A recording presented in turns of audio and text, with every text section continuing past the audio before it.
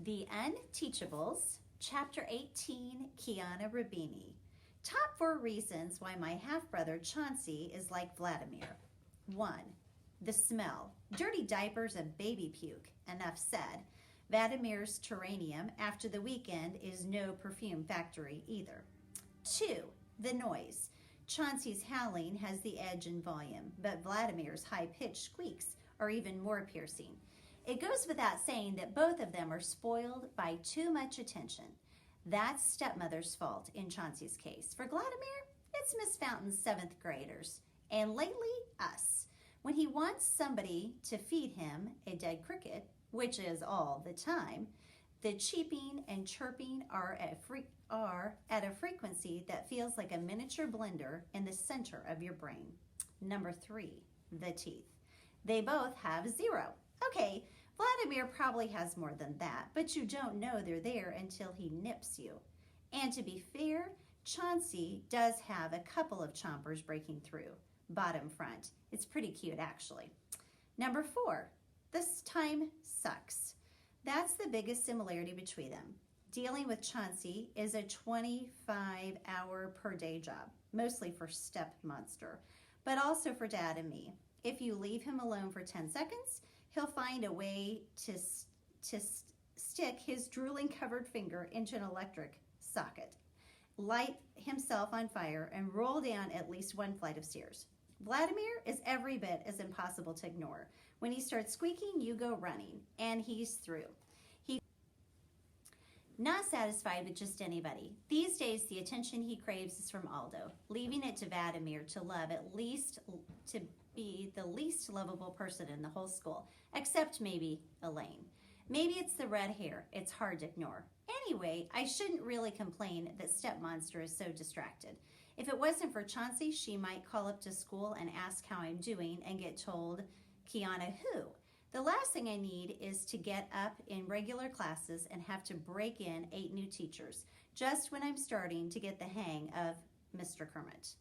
Now, that's Ribbit's doing real teaching. I don't even have to make things up when Dad and Step Monster ask, how's school?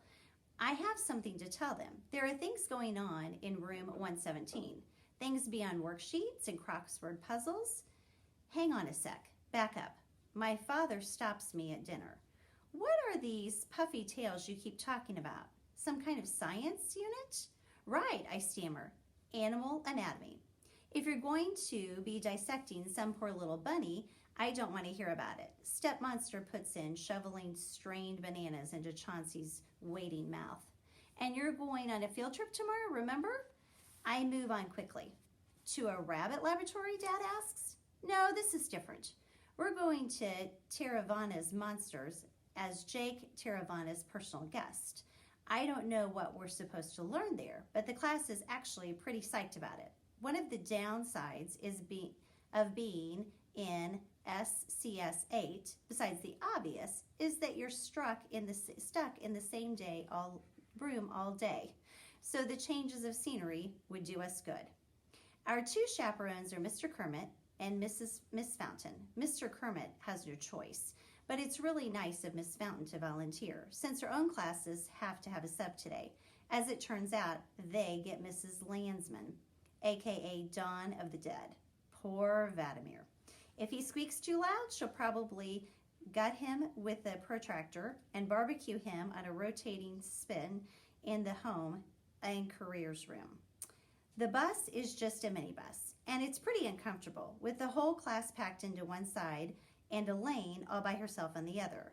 Aldo is getting mad because Barnstorm keeps thumping the back of his seat with one of his crutches. It doesn't bother Robin, though. He falls asleep as soon as we make the right turn out of the school driveway. Mateo stands in the aisle, knees bent, working on his balance, just like the Silver Surfer from Spider-Man. Miss Fountain seems pretty uncomfortable with the bad behavior, and especially the fact that Mr. Kermit isn't saying anything. So she tries to change the subject by talking about how SCS 8 should participate in the district science fair. She's always coming up with suggestions for our class, like the Good Bunny thing, or inviting us for circle time, or to help out with Vladimir. Sometimes Mr. Kermit lets her push him around a little, but not today. Nope, he says simply. I think this field trip has put him in a bad mood. It's pretty obvious that Jake Terranovia isn't his favorite person. But it's a fantastic competition, Miss Fountain persists. Teams enter from every school in the district. There are prizes, and the first prize winners get an extra 10% added to their grade on the state science assessment. It's a win-win. Not for us, Mr. Kermit replies firmly. His expression says it all. Do these really look like the kind of kids who will come in first place at anything? It bugs me a little. Not that I'm dying to get mixed up in any science fair, me being a short-timer. But I'm used to Mr. Kermit sticking up for us, not writing us off. Maybe it's part of his bad mood. The other kids talk about Jake Terranova like he's some kind of superstar. As we pull up to Terranova Motors, I finally understand why. It has to be the biggest car dealership I've ever seen, and it includes LA, where everything is kind of supersized. Mr. Kermit's ex-student owns all this? It's pretty cool, especially when Mr. Terranova himself comes out to welcome us. Hey guys, glad you could make it. Come on inside. Like we're longtime friends, not random middle schoolers getting out for a moment with the big boss. We tour the showroom first, which, I have to admit, is pretty fun. All the vehicles are shiny, new, and top of the line. We try out every seat in every car, front, back, and third row, and even climb into the payloads of the pickup. For the first time since blundering into SCS 8, I feel like I could be with any class of kids in the country, not Greenwich Middle School's dreaded Unteachables. Ribbit also sees too. His bloodshot eyes are half open instead of his usual 25%. Or maybe he's just on the alert because Mr. Terranova is here, and this is enemy territory. Miss Fountain, the Prius driver, is looking disapprovingly at the giant SUVs and light trucks that dominate the showroom when Mr. Terranova walks up to her. I'm wondering if she's going to lecture him on the environment. Instead, she says, this is a wonderful thing you're doing. I don't know if you can tell, but some of the kids have special issues. You think? He grinned irresistibly. My floor manager just pulled a sleeper out of the truck of that Cadillac. That's Raymond, Mrs. Fountain explains. He doesn't get enough sleep at home, but he's a talented artist, sensitive and observant. They've got their quirks. They're good kids, though. Okay, maybe good is a strong word. Gotcha. He's watching Barnstorm poking tires with his crutches. Hey, Mr. Terranova, Parker approaches. I want to take the red Mustang out for a test drive. Right. Very funny, kid. No, really. I have a license. Parker digs a mangled ID out of the pocket of his jeans. It's a provisional license, Parker, Miss Fountain reminds him gently. This is 100% farm business, Parker promises. I just remembered I've got to swing home and pick up a load of turnips for the Safeway. Looking for a lifeline, she calls out, Mr. Kermit, I think it's time for lunch. It's hard to get a handle on what Ribbit thinks of all of this. On one hand, it's obvious that he can't stand his former student because of what happened in the past. On the other, that must have been gone been forever ago. Mr. Terranova was a 7th grader, even younger than we are. He's an adult now, running a big business, and we're trying to make amends. Why can't Mr. Kermit see that? We brought lunch bags, but Mr. Terranova ordered pizza for everybody in the dealership dining room. Only Ribbit turns him down, like anything from his old nemesis would turn to poison as soon as he enters his mouth. The employees are really friendly, and we get to ask them questions. I don't know about fuel efficiency standards. Barnstorm wants to know, when you sell a car, do you get to keep the money?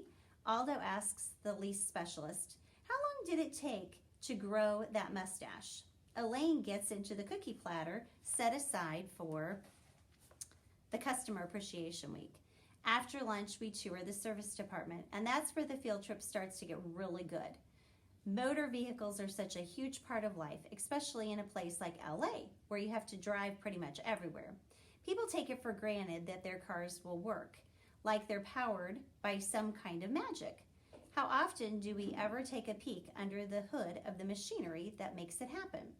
Mr. Terranova leads us onto a raised catwalk, and we look down on at least a dozen vehicles on lifts in various stages of being taken apart and put back together again.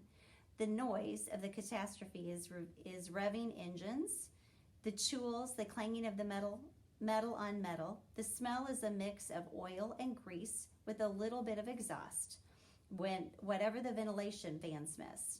Yet there's almost a kind of grace to it. It's a rhythmic that's hard to resist. It feels productive, like necessary work is being done. Parker is practically drooling, and even Aldo is leaning over the railing, fascinated. It's the first time I've ever seen him interested in something, and he looks older and more mature. Mateo is babbling about how the shop reminds him of the engine room of the USS Enterprise on Star Trek, and Ramid is sketching furiously on a napkin from the lunchroom. Elaine is watching in rapt attention while double-fisting stolen cookies from her jacket pocket. Suddenly, she clutches the rail in distress. For a second, I wonder if she's trying to hype her reputation by ripping it free from the catwalk. But no, her cheeks are pink, her eyes terrified. Sharp, choking sounds reach over the clamor in the shop. Mr. Kermit pounds her on the back, but to no avail. I run up behind Elaine and reach around her to perform the Heimlich maneuver, positioning my hands below her rib cage, like they told us in life-saving classes back in California. Once, twice, no good. 3 times? Heads up, bellows the wild voice. I glance over my shoulder just in time to see a crutch hurling towards me in a home run swing. I drop to the metal floor of the catwalk, and split second before the wooden shaft would have taken my head off. It slams across Elaine's broad back, and with a thud that momentarily drowns out the noisy shop, splits in two. Everybody waits for her to crumble to the catwalk, unconscious. But that's not what happens. Elaine doesn't even flinch. Instead, the chunk of cookie comes flying out of her mouth. It sails over the rail and drops into the half-disassembled motor of a vintage Corvette. The mechanics look up in horror. "What was that?" Mr. Terranova asks urgently. I confirm that Elaine is no longer choking. She's okay. The car dealer looks at me like I'm totally missing the point. But what did she spit in the engine? Elaine smacks her lips. I think it was the ginger snap. The word is like a panic alarm to Jake. Guys, he calls down to the team, I want that engine taken apart and every piece wiped clean, now. I'm mystified. What's so bad about a ginger snap? Sugar, he explains in agony. It's the last thing you want in a car engine. It dissolves in the gas and ends up everywhere. If word gets out that I sold a car with a sugar tank, I'm finished in this business. Mr. Kermit is beaming from ear to ear. It's the first time we've ever seen him happy. And what did it take? Problems for Jake Terranova. I actually feel a little guilty. I saw Elaine pocketing those cookies and kept my mouth shut. I may be a short-timer, but you don't have to be at our school very long to know that Elaine rhymes with pain. The field trip breaks up soon after that. Mr. Terranova is focused on the Corvette. Now he's not playing host anymore. Plus, Barnstorm is complaining about his mobility with only one crutch. Then you shouldn't have busted the other one over Elaine's head, Aldo told him. It was her back, not her head, Barnstorm reports. I saved your life, man. She's better, remember that while deciding who is the next victim going to be. You just cost yourself a puffy-tailed buster, Mr. Kermit snaps. Brainstormer is bitter. No fair. I save a life and I'm out of a crutch and a puffy tail? What kind of justice is that? You should earn a puffy tail for helping and lose it for being mean, Parker puts in. At least then we break even. We should all get a puffy tail except for Elaine, Aldo reasons reluctantly. You know, not for barfing a cookie into the Corvette. This seems to be an idea of fairness. Elaine tosses a mild glance at Aldo's direction and then decides to stand on the other side of the tall cargo van. It's too bad that such a great field trip has to end on a down note. But by then, the minibus is waiting outside, so there's nothing to do to get on. Halfway back to school, Miss Fountain gets a call on her cell phone. It's a dealership. There's a middle school boy asleep on the couch in the showroom. Mr. Kermit does a head count. It's Ramen. He reports, "We have to go back to get him." And we turned around. "Wait," I frowned at Mrs. Fountain. "How come they called you? I mean, why does Jake Terranova have your phone number?" She blushes the color of Chauncey's diaper rash.